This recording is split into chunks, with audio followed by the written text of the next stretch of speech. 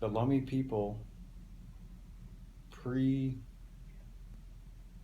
time and pre-contact, conducted all of our ceremonies on the shores of the San Juan Islands, all the way through up to the Cascade Mountains. And there came a time that when the treaty was negotiated, I think it's unfortunate that we had to cede a lot of our homelands. My great-grandfather was at treaty signing. And he was 10 years old when he was there.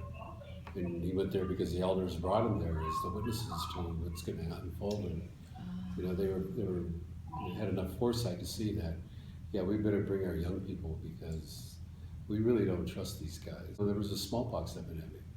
There was alcohol being introduced. You know, there was people getting kicked off to fishing grounds in the villages throughout the San Juan. So those atrocities were happening pre-treaty, you know. And so then you get to treaty signing, this guy was saying, trust us. At the time, and I want to think that our leadership had the foresight to understand that if we retained the ability to fish, a major part of our Stalangan, our way of life, would continue on. The ability to fish and follow the fish would make sure that there's always a tomorrow.